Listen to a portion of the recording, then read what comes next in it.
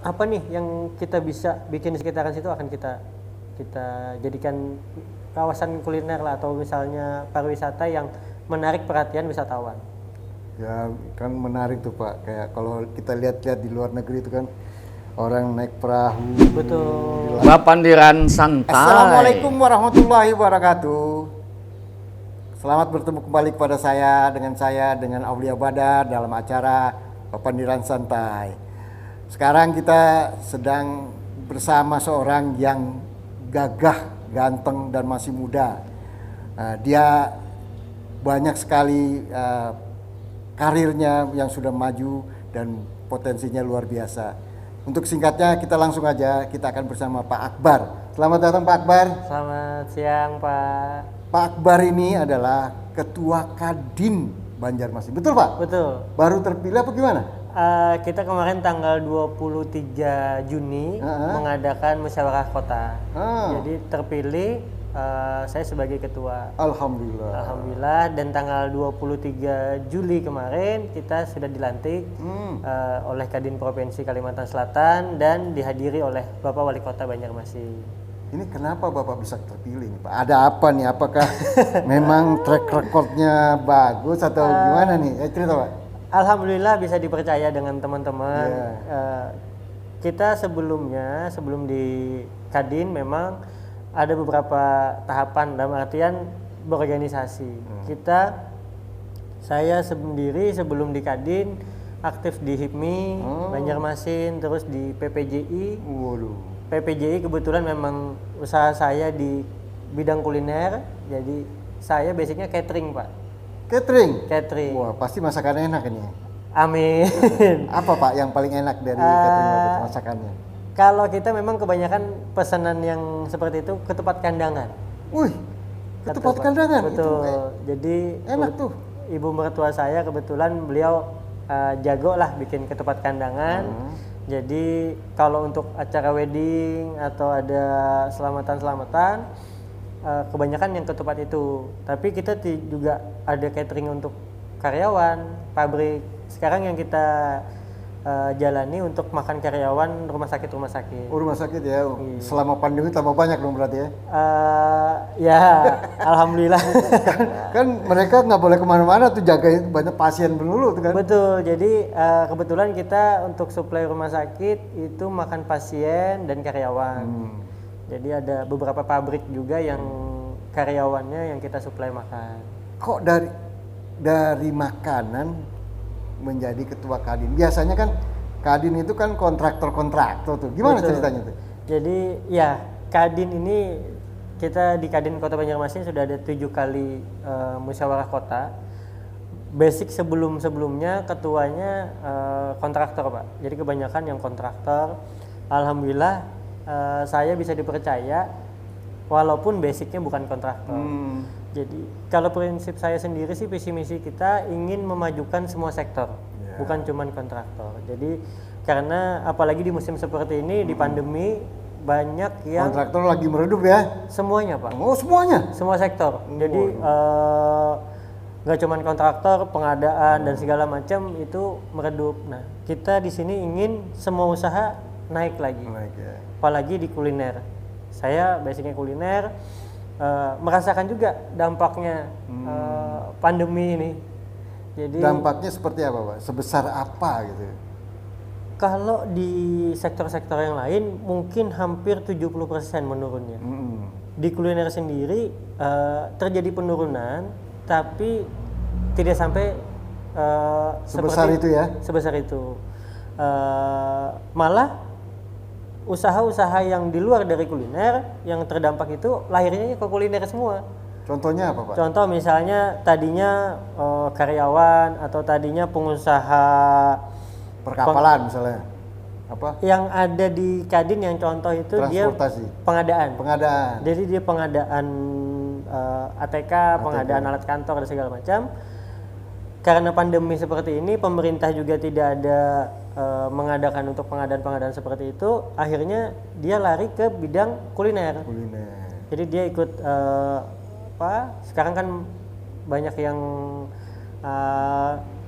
makanan siap saji, Ya, junk food seperti itu. Nah, dia bikin seperti itu. Akhirnya larinya ke kuliner. Ya intinya masih bisa survive lah mereka. Betul. Ya. Tentunya ini peran Kadin sangat dibutuhkan dalam hal ini Pak ya.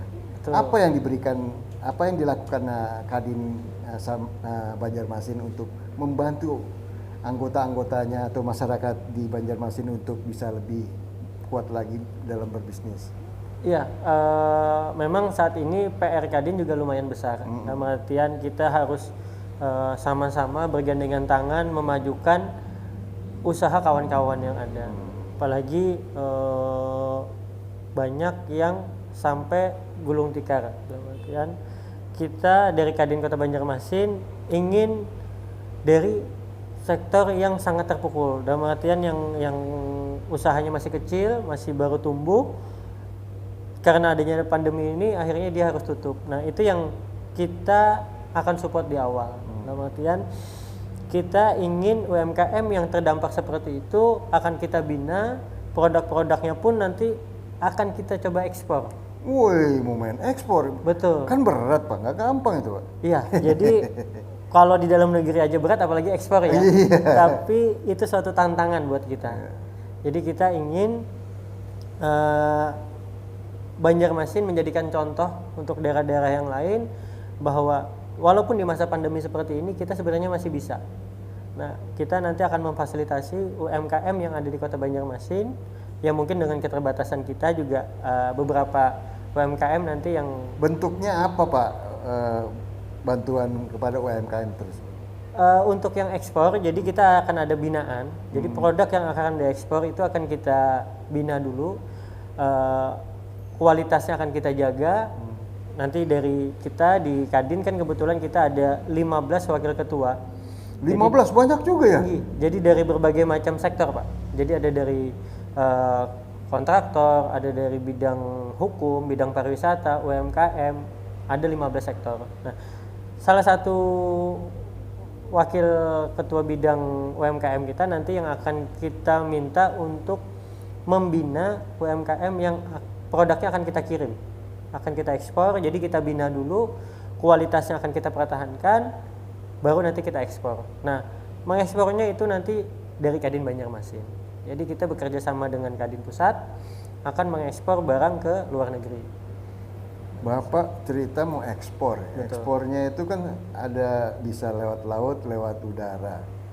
Kalau saya sih melihat ya, sekarang ini udaranya masih belum banyak penerbangan Pak. Betul. Untuk itu tadi Bapak bilang ekspor ya. Betul. Untuk antar pulau aja masih kurang. Contohnya ke Sumatera aja belum ada Pak. Betul. Dari sini. Itu gimana Pak untuk mengantisipasinya ke depan? Nah, kita sendiri dari Kadin Banjarmasin memang banyak keterbatasan. Dalam artian penerbangan yang seperti Bapak sampaikan bahwa ke Sumatera aja sebenarnya masih belum. Dari Banjarmasin langsung Sumatera susah. Harus transit dan segala macam. Apalagi yang ke luar negeri. Iya Pak. Kita dengan Kadin Banjarmasin berkoordinasi dengan Kadin Kalsel dan meminta untuk Kadin Indonesia menyampaikan ke pemerintah bahwa potensi sebenarnya dari Banjarmasin, dari Kalsel ini cukup tinggi untuk melakukan ekspor. Apalagi misalnya mengirim barang yang antara pulau aja itu sebenarnya kita sangat perlu. Nah, kita dari Kadin menyampaikan itu ke pemerintah dengan harapan bahwa pemerintah juga bisa memfasilitasi seperti itu. Memang kalau lewat laut ya agak lama. Sangat lama lah, bahkan sampai ke luar negeri juga sampai barang itu rusak mungkin baru sampai. Ya kan seperti itu. Nah, kita ingin Kadin bisa memecahkan masalah seperti itu. Kita ingin menyampaikan ke pemerintah, kita siap mendorong pemerintah membantu untuk apa nih dari pemerintah, kebijakannya seperti apa. Karena di Kadin juga banyak pengusaha-pengusaha yang siap bermitra dengan pemerintah. Tinggal dari kerjasamanya, komunikasinya itu dari Kadin yang akan menjalin seperti itu. Oke Pak, itu kan kita masih jauh lah ceritanya. Betul. Kalau untuk ekspor ya, tapi itu perlu juga untuk dilakukan dari sekarang ya. Yang sekarang yang di depan mata aja yang kita lihat sekarang ini kan, tentunya kan potensi Banjarmasin yang dulunya disebut kota 1000 sungai, sekarang mungkin katanya sih tinggal 200 atau berapa tuh. Itu bagaimana untuk mengembalikan lagi bahwa Banjarmasin itu tempat yang enak. Jadi terkait juga dalam hal ini ada bagaimana mengangkat pariwisata di Banjarmasin, Pak. Yeah. Kami dari Kadin Banjarmasin kemarin sudah menyampaikan beberapa program kami ke pemerintah kota. Jadi memang kita juga, pemerintah saat ini kan ingin menaikkan pariwisata air. Iya, betul. Jadi pemerintah kota ingin mengembalikan fungsi-fungsi sungai yang ada di kota Banjarmasin. Makanya banyak sungai-sungai yang saat ini yang tadinya jadikan rumah, tadinya jadikan toko, itu kan dibikin siring semua. Salah satu contoh seperti yang saat ini berjalan di Muara Kelayan. Di Muara Kelayan sekarang sudah siringnya sudah ada dan mau dipercantik dengan adanya taman dan fasilitas umum lainnya. Nah, kita dari Kadin sektor usahanya ingin usaha-usaha yang di sekitaran sungai itu kita bisa hidupkan. Jadi kita pariwisatanya jalan, dari sektor ekonominya juga jalan. Kita akan kemarin dengan pemerintah menyampaikan bahwa kita ada beberapa titik kawasan yang ingin kita hidupkan kembali, yang mana itu melibatkan sungai. Jadi di saat pariwisatawan datang, program kita itu jalan, sungainya dapat, pertumbuhan ekonominya juga jalan. Nah, itu yang harapan kita dalam waktu dekat pemerintah kota juga bisa membantu merealisasikan itu. Kadin sebenarnya memang ingin mengembalikan Banjarmasin menjadi kota 1000 sungai. Wah, itu sudah dalam benak Bapak ya dan kawan-kawan. Betul. Ya? Jadi kita memang sudah kita sampaikan ke pemerintah, tinggal eksekusi. Jadi tinggal kita memberikan konsep. Jadi ada beberapa kawasan yang memang kita nanti untuk berpotensi kita. Konsepnya apa tuh Pak nanti Pak? Jadi salah satu contoh kawasan yang di seberangnya Patung Bekantan. Nah, Patung Bekantan. Jadi kawasan wisata kuliner itu yang saat ini mungkin bahasanya menurun, akan kita bikin menjadi kawasan wisata kuliner juga, tapi yang lebih eksklusif. Dalam artian mungkin lebih baik. Jadi wisatawan bahkan mungkin orang lokal sendiri pun mau mampir ke situ. Saat ini kan memang orang lokal aja nggak ada mampir ke situ. Nah, kita harapannya kawasan situ akan hidup kembali, sama seperti di seberang di kawasan Sungai Baru. Nah, itu kan yang tadinya mau dijadikan kampung ketupat. Nah, itu juga akan nanti kita hidupkan kembali karena sungainya sudah bebas dari perumahan, sudah dibikin siring. Nah, itu kita dari swasta siap mendukung pemerintah untuk apa nih yang kita bisa bikin di sekitaran situ, akan kita jadikan kawasan kuliner lah, atau misalnya pariwisata yang menarik perhatian wisatawan. Ya kan menarik tuh Pak, kayak kalau kita lihat-lihat di luar negeri itu kan orang naik perahu. Betul. Di sungai yang Betul. bersih. Gih. Di kanan kiri orang minum kopi, Ya. kan gitu kan. Itu ada pemikiran seperti itu Pak? Ya, jadi kita ada pemikiran bahwa yang di seberang Patung Bekantan itu konsepnya ingin orang makan di atas lanting. Lanting apa tuh? Lanting itu bambu yang disusun yang di atas sungai itu. Kayak getek gitu? Jadi kalau Bapak pernah yang di bawah jembatan Dewi, nah itu kan banyak yang bambu-bambu yang disusun. Ya? Nah itu rumah lanting bahasanya. Oh, rumah lanting. Itu lanting. Nah, orang kan dibikin rumah lanting gitu ya. Tapi kalau kita itu jadikan tempat nongkrongnya di situ. Jadi di saat air surut ya itu turun. Jadi di saat pasang juga naik. Nah disitulah uniknya kita ambil di situ. Udah ada belum Pak sekarang? Saat ini belum, tapi itu konsep yang akan kita kerjakan di sana. Rencananya di mana pertama Pak? Rencananya di depan, di seberangnya siring. Itu udah memang direncanakan? Betul, sudah Kira-kira kapan tuh Pak? Mungkin tinggal pematangan konsepnya lagi seperti apa. Nanti kita sampaikan ke pemerintah. Udah dikasih izin belum sama pemerintah? Kalau izinnya sudah. Oh, dalam artian kita sudah menyampaikan seperti itu ke pemerintah, ke Pak Wali Kota. Alhamdulillah respon beliau sangat baik. Jadi beliau minta konsep yang lebih detail untuk kawasan itu sendiri, tenan-tenannya seperti apa. Nah nanti ada tim kita yang sedang menyusun menyiapkan itu. Setelah itu sampai kita kirimkan ke pemerintah, harapan kita bisa lebih cepat direalisasikan. Oh, tenannya udah siap ya Pak ya? Kalau saat ini kan itu sudah ada Pak. Jadi saat ini kawasan itu memang sudah ada kawasan kuliner, tapi bahasanya masih turun lah. Dalam artian memang perlu banyak yang kita perbaiki di sana. Oke Pak, nah itu kembali lagi Pak ya. Salah satu yang perlu dilaksanakan adalah bagaimana kota Banjarmasin ini menjadi lebih baik lagi. Betul. Tadi Bapak mengenai sungai ikut mau merapikan, Betul. biar kayak Venice gitu Pak ya, kota Betul. orang datang untuk bersantai, bersenang-senang, dan ekonomi jadi jalan. Kembali lagi Pak, kira-kira ada gak keinginan menjadikan Banjarmasin sebagai kota mais?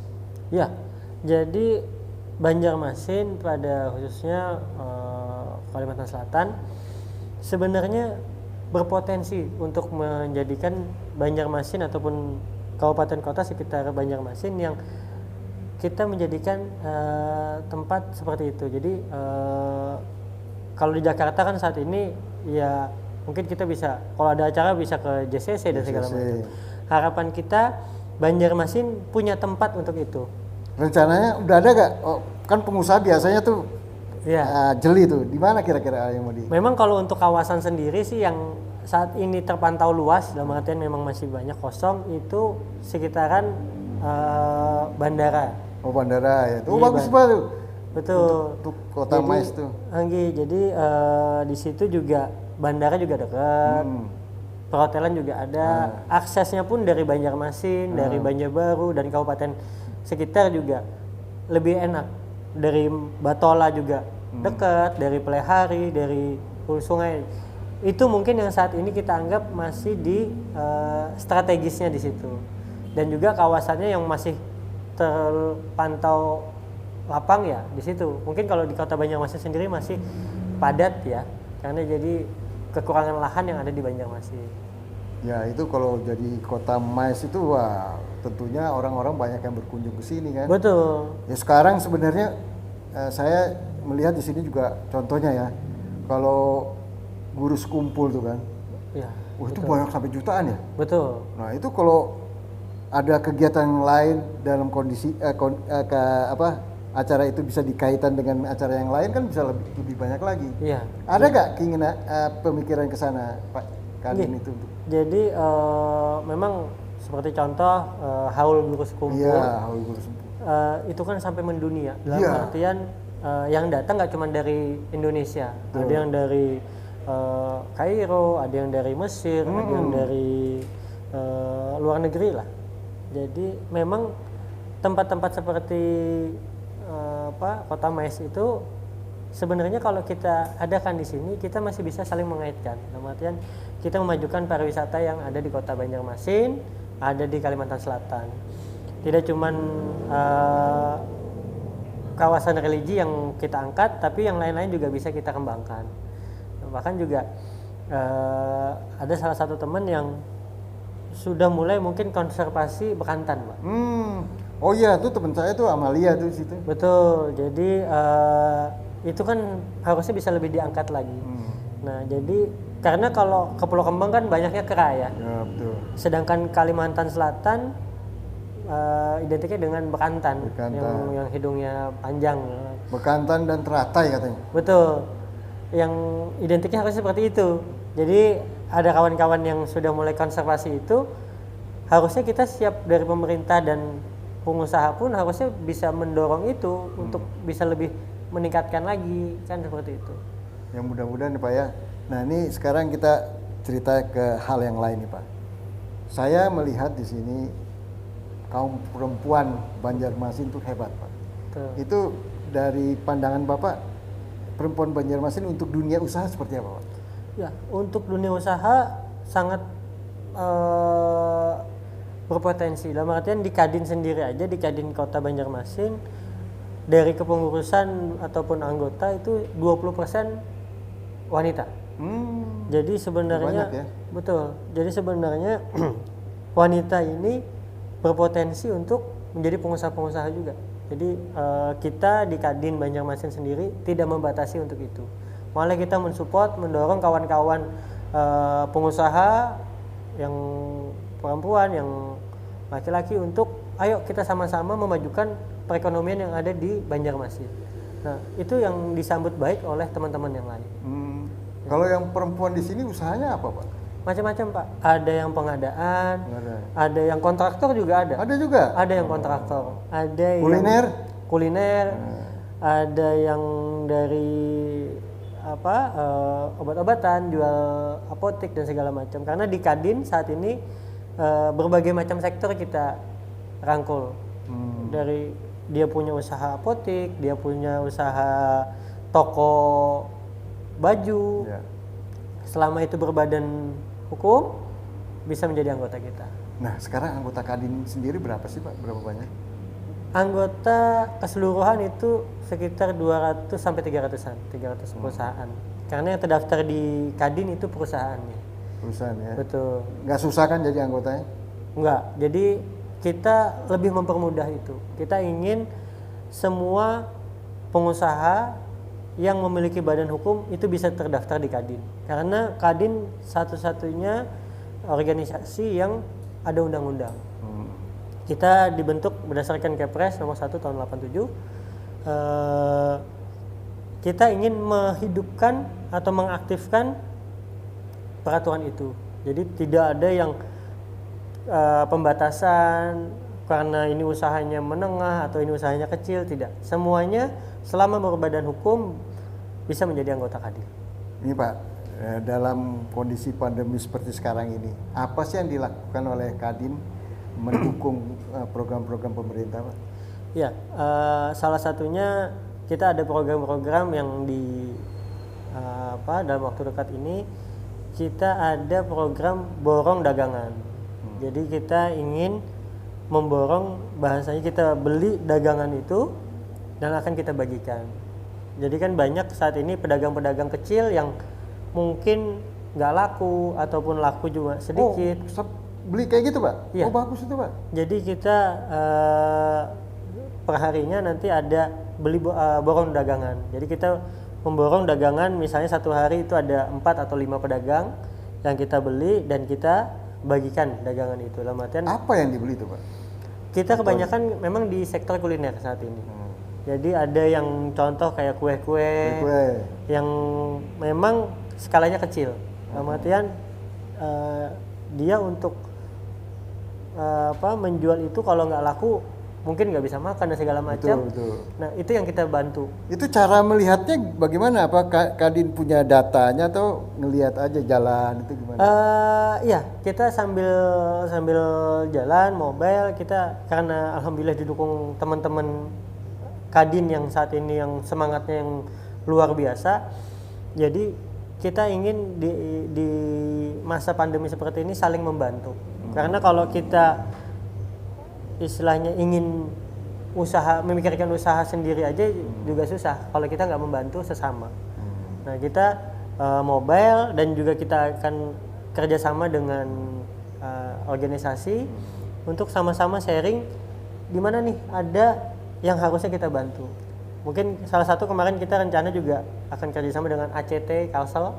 ACT, Aksi Cepat Tanggap ya? Aksi Cepat Tanggap Kalsel untuk menjalankan program itu.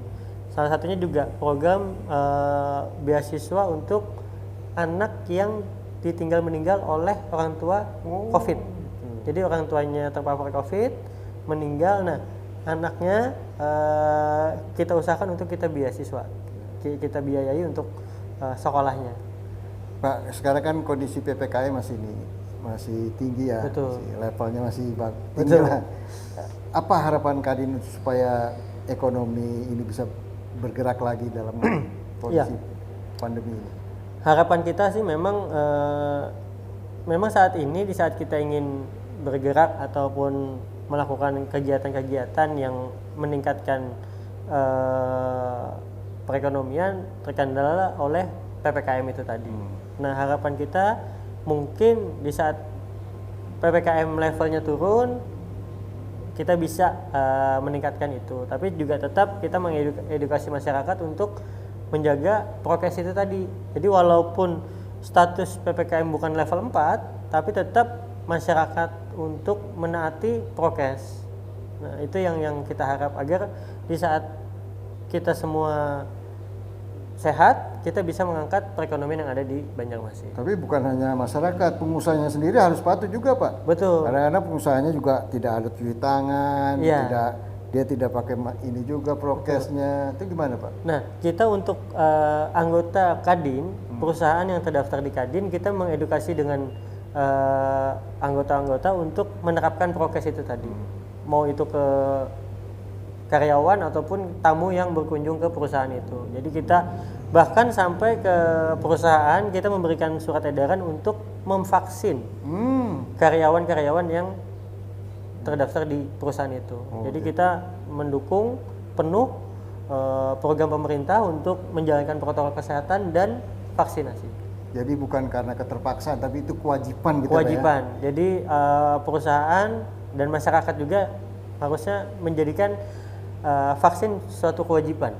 Alhamdulillah. Nah, itu yang kita akan sampaikan ke masyarakat. Jadi Pak, insya Allah Pak ya, kalau kondisi ini masyarakat mematuhi prokes dan kondisi pandemi bisa kita kendalikan, tentunya ekonomi juga bergerak kembali Pak. Betul. Dan ini juga bagus buat kita semua. Iya. Jadi untuk itu marilah kita berdoa supaya pandemi ini bisa kita lakukan, bisa lebih turun lagi. Amin.